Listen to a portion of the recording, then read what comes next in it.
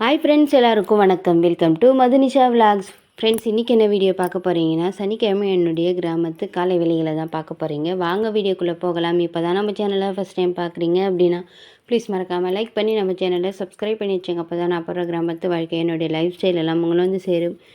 என்னுடைய வீடியோஸ் எல்லாம் பிடிச்சிருந்தா ப்ளீஸ் சப்போர்ட் பண்ணுங்கள். நம்ம சேனலை சப்ஸ்கிரைப் பண்ணி வச்சுங்க. அப்போ தான் நான் போகிற வீடியோஸ் எல்லாம் உங்களை வந்து சேரும். எந்த மாதிரி வீடியோஸ் போடலான்னு ப்ளீஸ் மறக்காமல் கமெண்ட் பண்ணுங்கள்.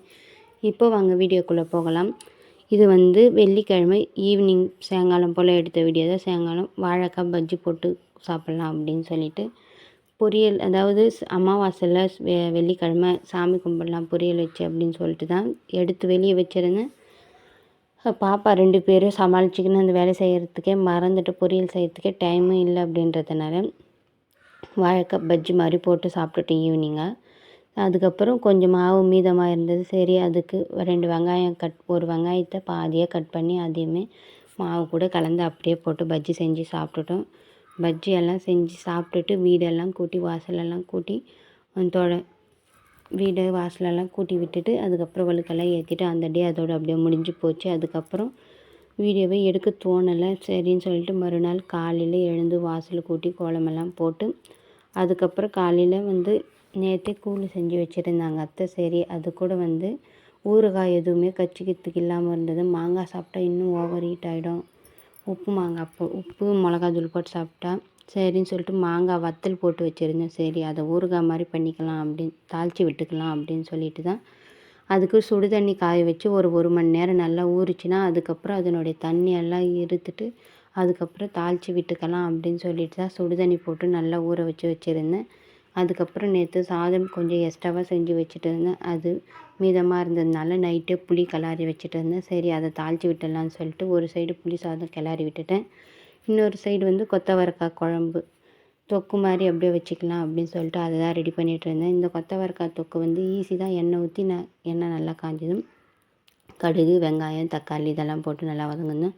கொத்தவரக்காய் போட்டு வதக்கிட்டு உங்களுக்கு வேணும்னா வேர்க்கடலை கூட பூண்டு போட்டு கொரகொரப்பாக வறுத்த வேர்க்கடலை கூட பூண்டு போட்டு கொரகொரப்பாக அரைச்சி சேர்த்துக்கலாம் கடைசி இறக்குறப்போ.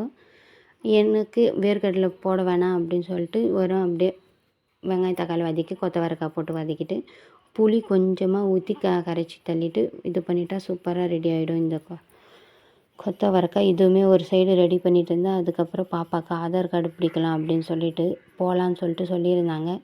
எத்தனையோ 2-3 டைம் போய் வந்துட்டு ஒரு டைம் ரொம்ப ஜனமாக இருக்குன்னு போயிட்டு ஒரு டைம் வந்து ஆதார் கார்டில் வந்து அப்பா அம்மா கொஞ்சம் மிஸ்டேக் இருந்தது. அவங்க அப்பா ஆதார் கார்டில் பேருக்கு முன்னாடி வர இன்ஷியல் பின்னாடி அந்த மாதிரி இருந்தது. சரி, அதெல்லாம் மாற்றி அவருக்கு ஆதார் கார்டு வந்ததுக்கப்புறம் குட்டி பாப்பாவுக்கும் ஆதார் கார்டு பிடிக்கலாம் அப்படின்னு சொல்லிட்டு தான் போயிருந்தோமே.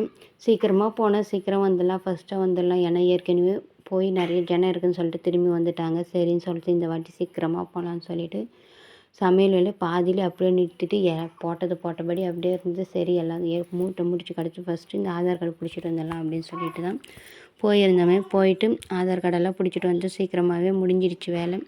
10 மணிக்கு வந்தாங்க. ஒரு 10:30 11 மணிக்கெல்லாம் வேலை முடிஞ்சிட்டு வந்துட்டோம்.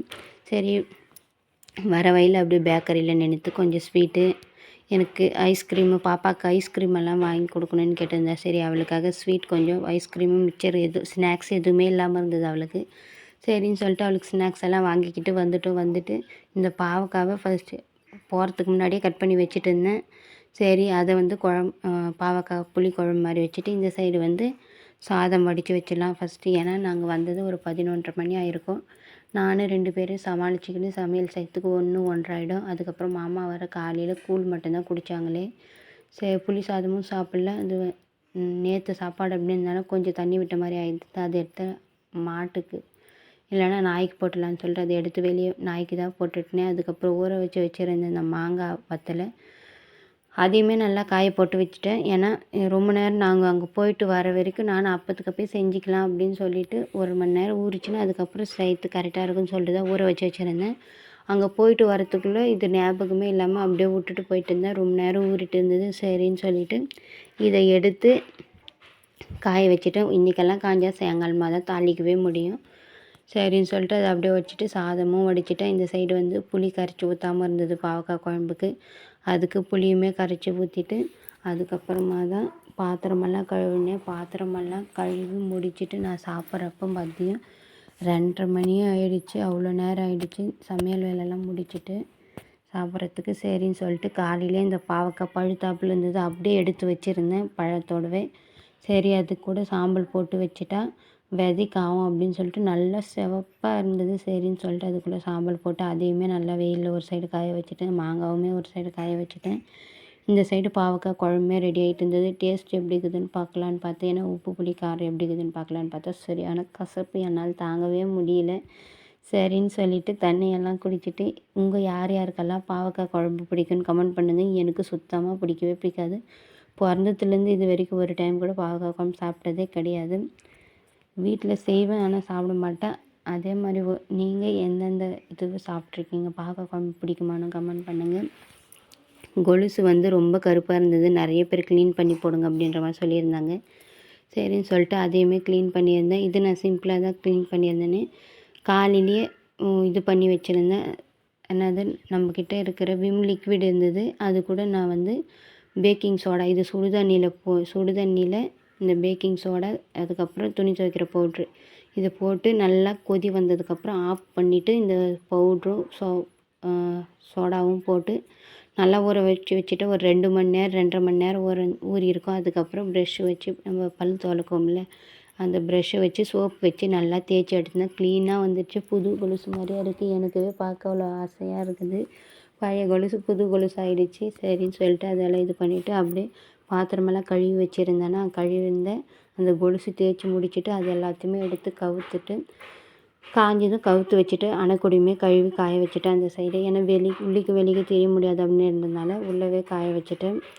அதுக்கப்புறம் நம்ம முளைக்கட்டி வச்சுருந்த இந்த பச்சை பயிறு இருந்தது, அதையுமே வேக வச்சு வச்சிடலாம். அது கூடவே 2 இந்த சக்கரை